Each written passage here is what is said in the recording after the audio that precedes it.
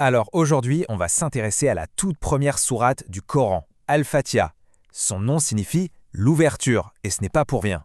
Vraiment, il faut la voir comme, comme la clé qui ouvre la porte à tout le reste du message coranique.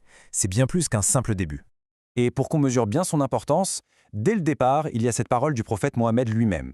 Il a dit tout simplement, c'est la plus grande sourate du Coran. Voilà, quand on part de là, on comprend tout de suite que ce chapitre n'est pas un chapitre comme les autres. Il mérite qu'on s'y attarde, c'est certain. Du coup, pour commencer à explorer sa richesse, une bonne manière de faire, c'est de se pencher sur ses différents noms. Parce que, attention, ce ne sont pas juste des étiquettes, loin de là. Chacun de ces noms va nous révéler une facette bien particulière de la sourate, une de ses fonctions, un de ses secrets. Faut savoir que les sources mentionnent qu'elle a plus de 20 noms différents. C'est assez incroyable. Alors voilà quelques-uns des plus connus. Il y a bien sûr Al-Fatiha, l'ouverture, mais aussi Al-Kitab, la mère du livre, Al-Hamd, la louange, As-Sab al-Matani, les 7 répétés, Ash-Shafia, la guérison, ou encore Al-Kafia, la suffisante. Chacun de ces titres, en fait, c'est une pièce du puzzle qui nous aide à comprendre sa place unique. Prenons par exemple Al-Kitab, la mère du livre. Pourquoi ce nom si puissant? Eh bien tout simplement parce que, figurez-vous, en à peine 7 versets, cette sourate arrive à condenser l'essence de tout le Coran. C'est un peu comme... c'est comme si elle contenait l'ADN de toute la révélation. Tous les grands thèmes, toutes les grandes idées du Coran sont déjà là, en germe, dans Al-Fatiha. Un autre nom super intéressant, c'est As-Sabaa al-Masani, les 7 répétés. Ça, c'est une référence directe à ces 7 versets qu'on récite dans chaque unité de prière, et donc plusieurs fois par jour pour les musulmans pratiquants. Ça en fait vraiment le cœur battant de la spiritualité au quotidien. Ok, après les noms, passons à sa structure. Et là, c'est d'une logique, mais implacable. C'est fascinant à voir.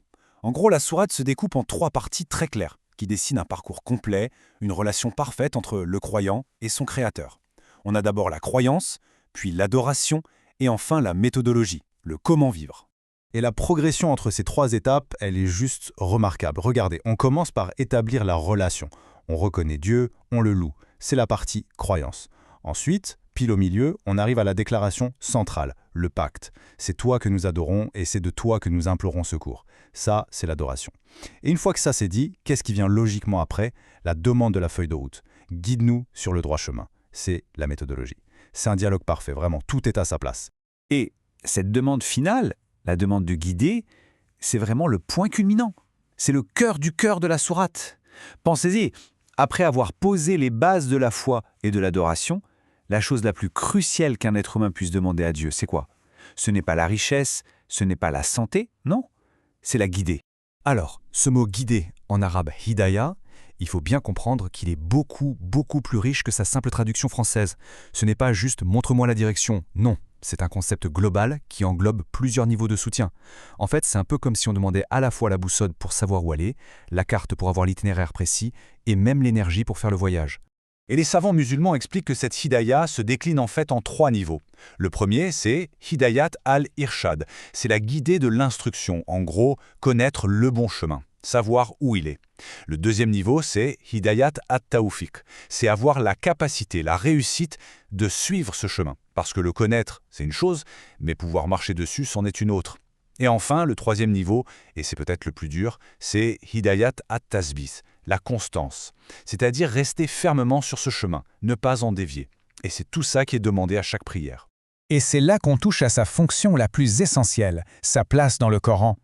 Il ne faut surtout pas voir Al-Fatiha comme un chapitre isolé, comme une simple introduction, non. C'est littéralement la porte d'entrée. C'est une immense question qui est posée et qui attend une réponse. Et cette réponse, elle arrive tout de suite. C'est incroyable. La Fatiha se termine par la demande « Guide-nous sur le droit chemin ». Et comment commence la sourate juste après, Al-Baqarah? Elle commence par « Voici le livre, une guidée pour les pieux ». C'est direct. La demande est à peine formulée que la réponse est déjà là, sur la table. La transition est juste parfaite. Donc si on voulait résumer tout ça avec une image forte, on pourrait dire ceci.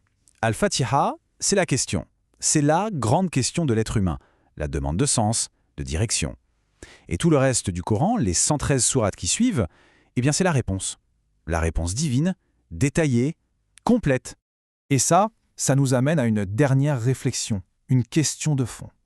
Si on accepte cette idée que Al-Fatiha n'est pas juste un chapitre de plus, mais bien la clé, le mode d'emploi de tout le reste, alors comment est-ce que ça peut transformer notre lecture, notre compréhension du message coranique.